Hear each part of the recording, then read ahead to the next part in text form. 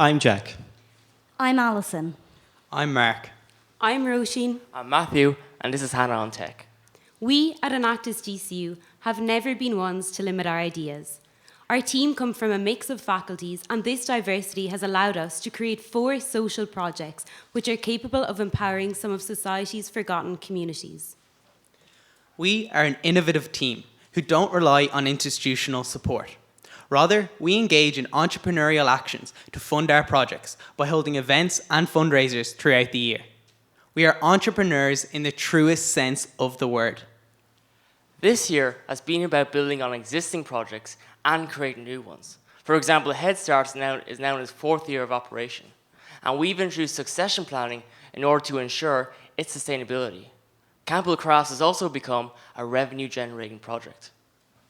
Our newest project, PrisonBreak, has not only achieved impacts, but is already generating revenue, while our final project, the Well Project, has already been recognised on an international level, and while it's at an early stage, it's its potential for scalability which sets it apart. We have directly impacted 63 people and indirectly impacted 138. We have a total revenue figure of €2,385. But our story is so much more than just figures. We have changed people's lives. We will now take you on the journey behind the imagination, action, and entrepreneurship of our projects, starting briefly with HeadstARTS. HeadstARTS, founded in 2012, offers weekly art, drama, dance and music classes to 25 individuals with intellectual disabilities and is powered by a team of over 30 volunteers. Each member pays a weekly fee, which allows HeadstARTS to be completely sustainable. This year, to further ensure that sustainability, we began implementing a succession planning system and started using the Six Sigma DIMAC system. We introduced the position of HeadstARTS manager, delegating the organisation of the weekly classes to one person. Reducing our overheads allowed greater investment into better art supplies, more props for drama, speakers for dance, and more bonuses for our HeadstARTS members. However, for us, the most rewarding change implemented was when we gave Grace, a long-term member, the opportunity to progress into a teaching role. This example of further empowerment came when our dance teachers realised that Grace, one of our more capable members, was growing restless in the classes. Her new leadership role renewed her energy and allowed Grace to realise her own potential. Through HeadstARTS, we have generated a revenue of €1,386, indirectly impacted 80 people, and directly impacted 25 lives. While Grace is an example of how we enable further progress from an existing project, our next venture, PrisonBreak, will illustrate how we achieved deep impacts from a new idea. In October, we partnered with Care After Prison, which is a peer-led support organisation for ex-prisoners and their families. Due to the stigma surrounding ex-prisoners, Care After Prison experienced a lack of funding and a lack of awareness of the problems that ex-prisoners and their families face. We saw an opportunity to change this. We met with Care After Prison to see how we could use entrepreneurial action to solve these problems. PrisonBreak, a fitness bootcamp, was our solution. PrisonBreak employs Kieran, a former prisoner, who comes into DCU to run fitness classes aimed at students. We took action by conducting 2 needs assessments. The first of which was with the Care After Prison workers, where we interviewed them and it showed to us that lack of funding and lack of awareness were their 2 biggest problems. We carried out surveys as part of our needs assessment to determine if the DCU students, our potential market, agreed with us. And 95% of people said they were interested in our classes. 2 needs assessments, 2 problems, but 1 solution. Our 7-week pilot program began in February, and we got off to a great start with 8 people at our first session. This number steadily increased as we promoted the bootcamp through social media marketing and through word of mouth. Market research indicated that €5 per person per class was a competitive price rate. Therefore, through PrisonBreak, we are offering an economically friendly way for students to get good quality exercise. We ensure that there is a sustainable revenue stream with the €5 weekly fee. We break down each €5 as follows. €1 goes to Care After Prison, €1 is reinvested back into the project, and €3 goes to Kieran. Our classes, being held outdoors, have no negative environmental impacts.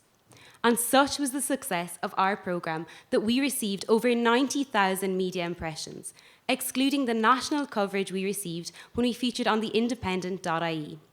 By publicising PrisonBreak, we are indirectly improving the lives of the Care After Prison workers by creating more awareness about their organisation. We have also impacted the people who attend the bootcamp by offering them a non-judgmental environment for people of all fitness levels. Similarly, with the link between mental health and physical fitness being so well established, PrisonBreak is the ultimate study break. Derek is a current prisoner in Mountjoy, and he has come to our last 2 classes on day release with Kieran. PrisonBreak is the ideal place for Derek to gain valuable experience, as he's actually currently studying fitness in Coláiste. However, Kieran is our main impact. We are providing a revenue source for someone whose only previous source of income was the job seeker's allowance. We are introducing him to a university environment, and we are giving him access to a new client base. However, I'll let Kieran share in his own words his experience. And I got a call, asked would I be interested in going up to DCU College in Santry, and I immediately knew it would be a good thing for my own personal development, for my social skills. So it meant that I'd have extra few quid for bus fares, maybe to go to see my kids, which was great, you know, because I only get job seekers allowance on the door. I've never felt judged coming here. I never felt judged at DCU College, and that's a big hurdle to get over, because it gives you a lot of confidence then when you don't feel that and you can be your natural self. It's impacted on my life where it's given me kind of a hope, you know, where I can further, this will lead on to things maybe down the road. I'm just very grateful, you know, for the college and giving me the opportunity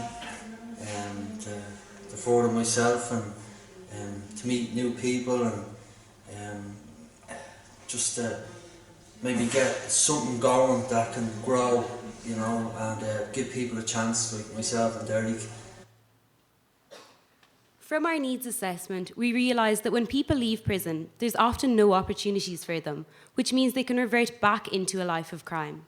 We, at Enactus DCU, are giving Kieran and Derek more income opportunities and job skills.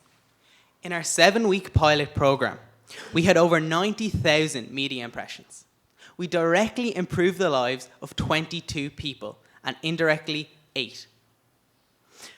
We generated €46 to be reinvested into the project, €46 to go directly to Care After Prison, and €138 to go to Kieran as extra income. These are the results of our 7-week pilot programme, so we are very excited to see where we can move on next year when we release the full project.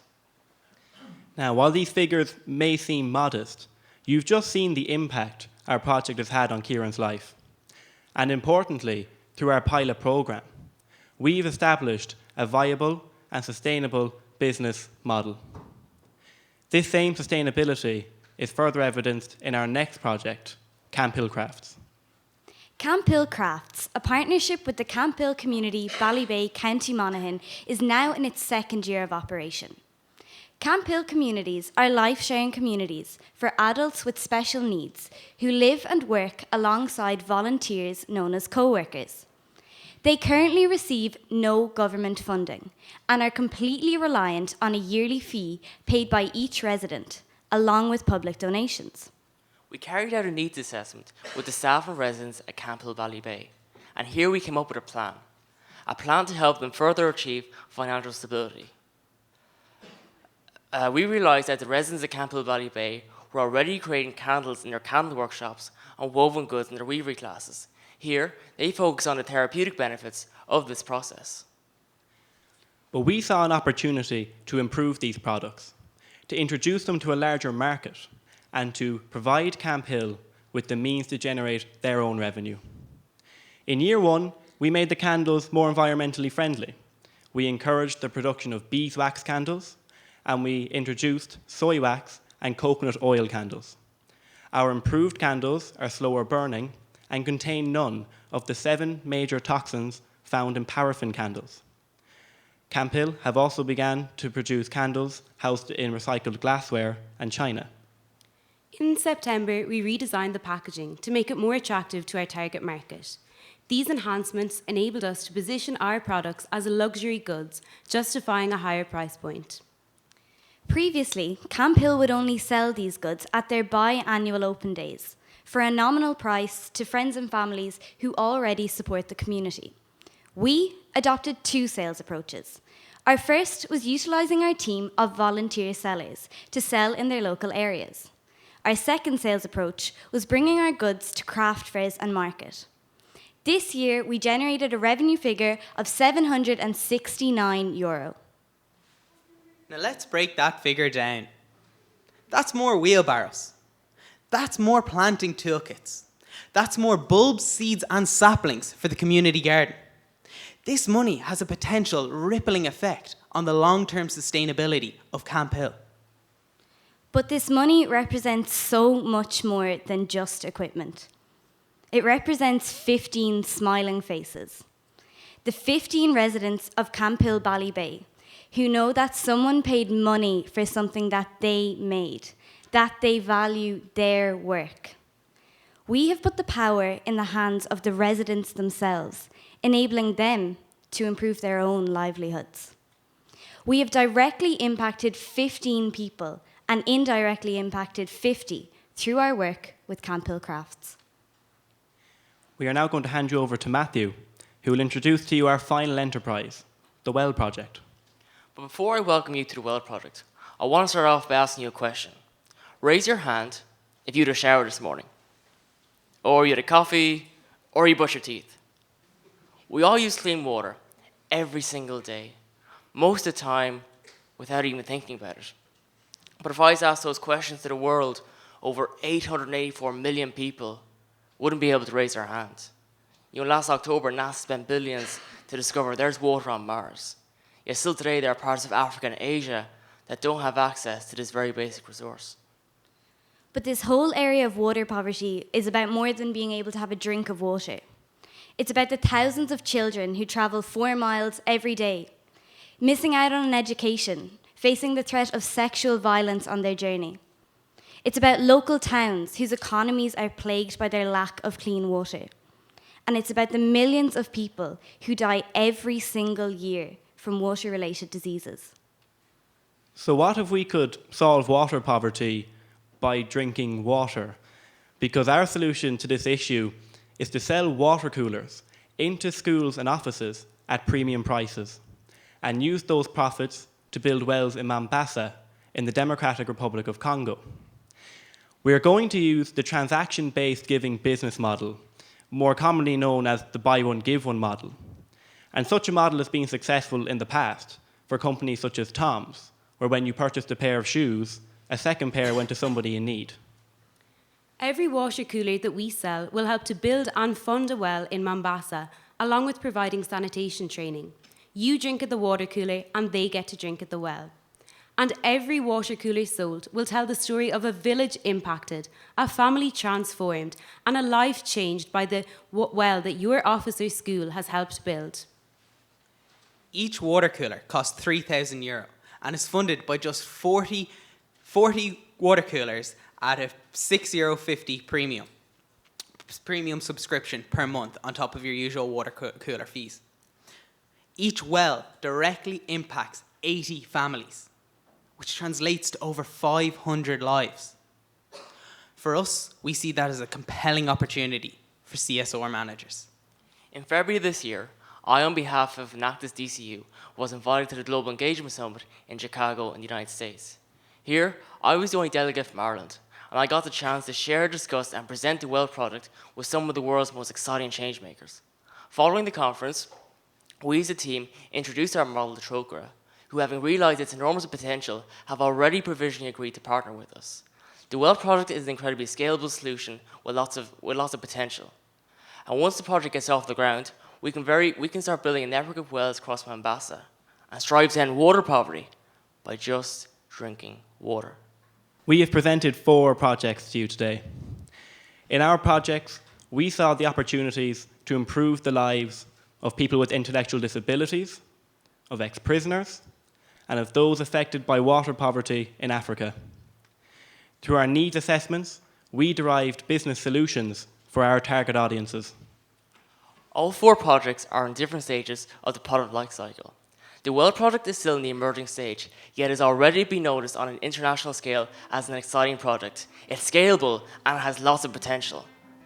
PrisonBreak is in the growth stage. We have generated a total of €230 and impacted 30 lives.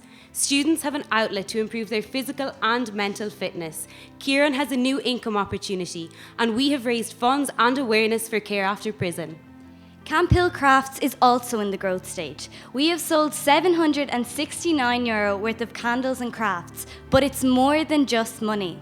It's the sense of pride and empowerment that these sales give the Camphill community. We have directly impacted 15 and indirectly impacted 50. HeadstARTS is in the mature stage. We've increased the independence of some of our members in our classes, as well as ensuring the sustainability of the project. We have used imagination and innovation to successfully run 4 social projects. We have 201 total impacts and a revenue figure of €2,385. We are Enactus DCU.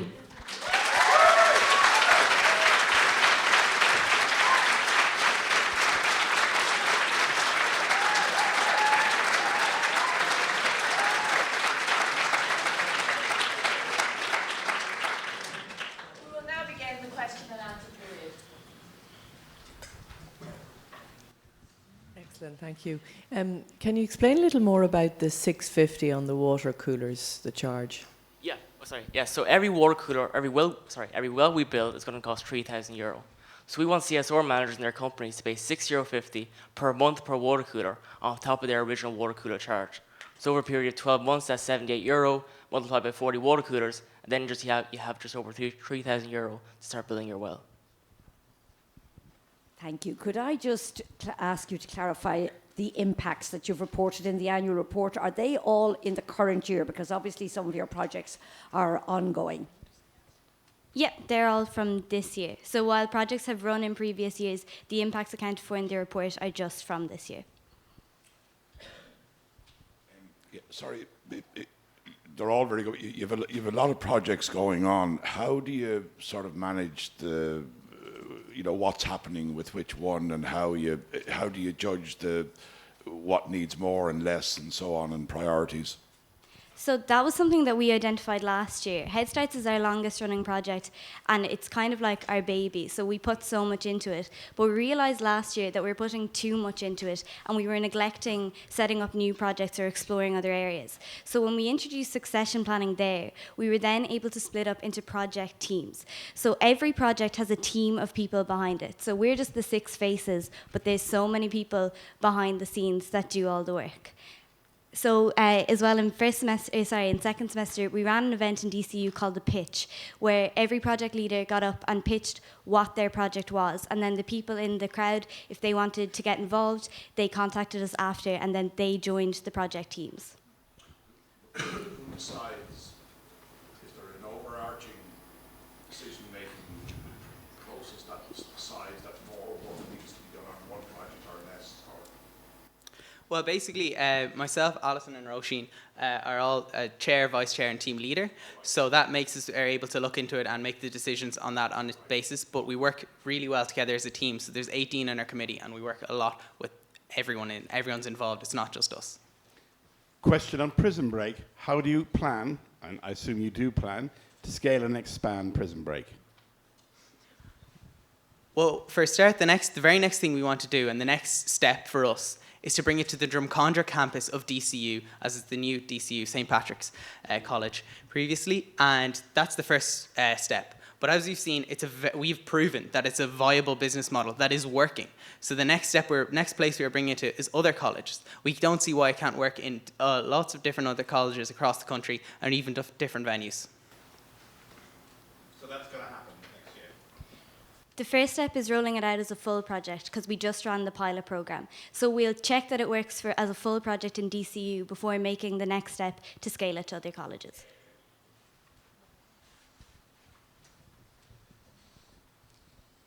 Another question on PrisonBreak and the scalability.